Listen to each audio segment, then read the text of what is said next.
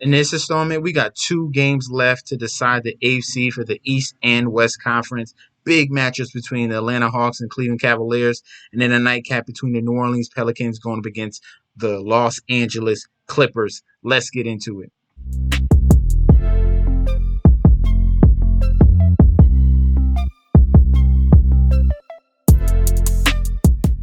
Hey, yo! Welcome back to the channel. It's your boy Chef D, and I'm here to give you the winning ingredients for your Friday night slate showdown play-in tournament style. 2 games left on DraftKings and Fanduel, giving you the top plays from point guard all the way down to center, giving you the value plays and the lock of the night. All right, before we deep dive into that, don't forget to like, comment, and subscribe to the channel. Follow me on Instagram and Twitter at MetsNetJSD, and also follow me on TikTok at chef_D91. I'm putting up pics on there, and it's going to be reverted all the way to Instagram. So you guys, you do not want to miss out on that type of free content and free plays, winning plays at that. You can go look back at it, okay? Check on Instagram and check on TikTok. The information will be down below. Also, guys, if you are a viewer and not currently a subscriber, go ahead and click that subscribe button right now. We are currently at 818. I'm going to be giving you, continuous playoff content leading all the way into a little bit of baseball, but then we got to follow up with football season in the summer, late summer. Okay, we're going to really gear up for that. All right, so I do not want you guys to miss out on anything. Patreon is there if you want to sign up for picks down below. All that is included, all right, in this whole package. All right, so let's get into this. Let's be short and sweet. Starting off at the point guard position, we are going to go with the LA Clippers, Reggie Jackson. Okay, we got Reggie Jackson. Little 2-man game here for the LA Clippers between him and Paul George. He had a decent game. He played a lot of minutes, okay? So they're not really going deep into their bench, so that was good to see. So that was a little bit of a problem with Isaiah Hartenstein. As long as Zubac didn't get in foul trouble, they were playing their starters and then going with a little bit of small ball with Norman Powell and some other guys like that. But Reggie Jackson took a high volume of shots, took a ton of minutes. We just needed him to shoot at a better field goal percentage. He still came through with 17 points, 5 assists, and 7 rebounds. Did get a little bit of foul trouble, but his price is all the way down to $6,100. For someone that's going to get major minutes in what is pretty much a playoff game, I'm liking his price at $6,100. Let's go over to the shooting guard position, and we're going to look at one of the key cogs to the Cleveland Cavaliers. He's going to be really key in supporting Darius Garland. Obviously, we like Darius Garland. He was one of the main plays in the previous video. But Caris LeVert, the former Brooklyn Net, he's going to have to step up. He's the next guy in line that can really create for this offense and for himself at $6,500. He almost had a triple-double pretty much against his former team.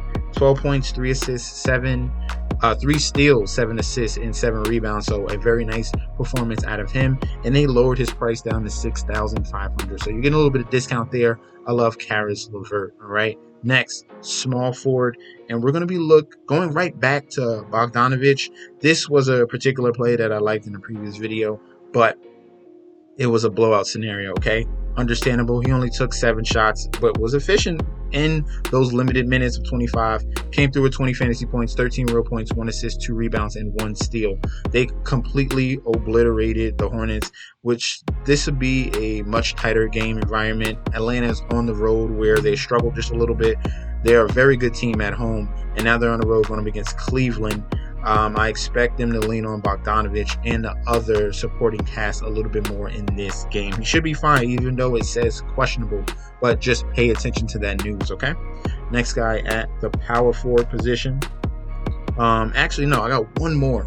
I got one more for you at that shooting guard small forward area, and that will be Norman Powell. He might be a little bit different on FanDuel. He might be at the small forward, but for DraftKings, he's only at the shooting guard, which is really strange because he's playing small forward with the Raptors. But Powell at 5,300. He came through with some solid minutes off the bench. Another able-bodied scorer for the Los Angeles Clippers. They got a ton of guys, a ton of wing players that they can really throw at these teams. Going up against the New Orleans Pelicans, yes, they have an advantage down low, but they can really, really separate themselves with these wings with Paul George and Norman Powell. I like him at 5,300 if he's going to be consistently knocking down these jumpers and three-pointers, okay? So let's continue on with our power forward play. And we're going to go with Kevin Love. I meant to put him in the previous video because you got to key in on veterans and really nice, scrappy guys that do-it-all type of players in these playoff games, okay? Someone that can get rebounds, steals, breakaway layups, stuff like that. And I got a couple of gems for you. That's why I said Pat Bev in the other video. But Kevin Love is a veteran. He meets the criteria, 5,900. He played some important minutes against Brooklyn, came through with 36 fantasy points with 29 minutes. Absolutely what we're looking for at his price point, because not every one of these starters are going to perform. There needs to be someone that's going to step up off the bench. Kevin Love understands the intensity of these times in playoff environment. So Kevin Love, I'm liking him at 5,900. Let's go on to our center position, and I have Jonas Valanciunas. We're going to continue with this trend. We continue to play him. He keeps coming through for us. In the previous video, Jonas Valanciunas was one of our main plays at the center position going up against the San Antonio Spurs. He came through with 22 points, 14 rebounds, 3 assists, 2 blocks, and 1 steal. So a very solid double-double at 8K, and he well exceeded 50 fantasy points, okay? They even dropped his price $600. So 8,600 all the way to 8,000. Going up against the Clippers, I'm going to take advantage of this price discrepancy, okay? So I'm loving Jonas Valanciunas at the center position. Let's go on to Fanduel, and I'm going to give you, I got one more center play in the value and then the lock of the night. So with one more center play, we're going to go with Clint Capella at 7,700 on Fanduel. I apologize. We missed the opportunity, and I don't know why this really slipped my mind in the other video, but Clint Capella should have been a lock going up against the Charlotte Hornets. You know, each and every video I really hammer through about centers going up against the Hornets, and he absolutely came through. 15 points, 17 rebounds, 3 assists, and 3 blocks with 2 steals. Clint Capella is on DraftKings at 7,200, so it's a little bit of a price discrepancy, but he has dominated this previous matchup against the Cleveland Cavaliers. Remember, probably without Jared Allen, they're going to be leaning on Clint Capella a little bit more, and he already has averaged 40 fantasy points in this matchup. So we're definitely going to go back to that. Well, I'm liking Clint Capella as our second option on at center on FanDuel and DraftKings. Next player we're going to look at will be Rajon Rondo. He meets the criteria of veteran, just like Kevin Love. And Rajon Rondo is going to play pretty much some important minutes off the bench, giving some support to Darius Garland, maybe even running alongside of him. As you can see in the past 2 previous games, 26 minutes and 24 minutes. What he did against the Brooklyn Nets was very, very efficient. 7 points, 3 rebounds, 9 assists, okay? So that's what I like to see out of him. A veteran coming off the bench, creating some offense for that second unit. Rajon Rondo fits the bill, all right? Next guy we're going to look at is Herbert Jones. Similar to that Patrick Beverley type of player, 3 and D. Very scrappy, gets blocks, gets steals, creates offense. You know, he could definitely turn around a whole game environment, go help the team go on a run. Herbert Jones is that type of guy at 5,500. We are very happy that he came through with some 3-pointers, all right? Not always he's that guy that's going to be open knocking down those threes. He came through in that game against the Spurs with 12 points, 5 rebounds, 3 assists, and 2 blocks with 2 steals. So that's the type of game we're looking for Herbert Jones to come through, and that's the perfect game environment. These playoff type games are very tightly contested, and these key defensive outcomes are huge, and Herbert Jones, that guy that's going to come through for you, and especially at that price at 5,500. So I'm loving him right there. Next guy we're going to look at is Danilo Gallinari at 5,100. They haven't really upped his price because he didn't come through in that last game. I understand it was a blowout, and he's even cheaper now, 4,700 on DraftKings. So you got $500 of discount.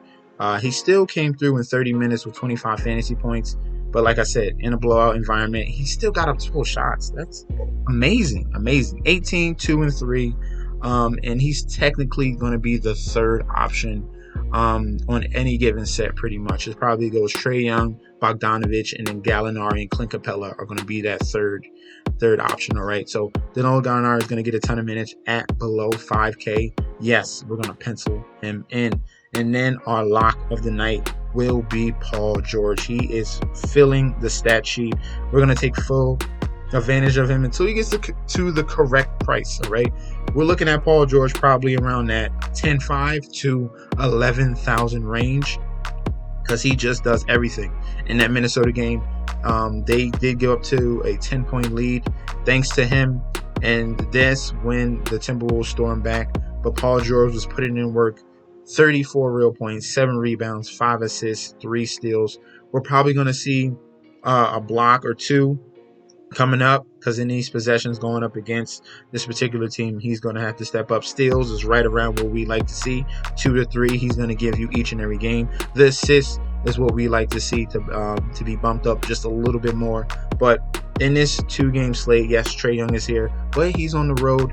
Yes, we have Darius Garland, but the player that can really fill in all and cover everything for you is going to be Paul George, and that's going to be the lock of the night. He's 10,200 on Fanduel, and if we're looking at him on DraftKings, we can get Paul George at 10,000 flat. Okay, so that is going to be a steal on DraftKings. I love him on Fanduel. Let me know in that comment section down below if you have any other suggestions at point guard, shooting guard, small forward, power forward, center, value play, or lock of the night. We could definitely discuss that down below. Guys, don't forget to like, comment, and subscribe to the channel. Follow me on Instagram and Twitter at MessageSD, and I'll be back with another video very soon. Peace out, guys.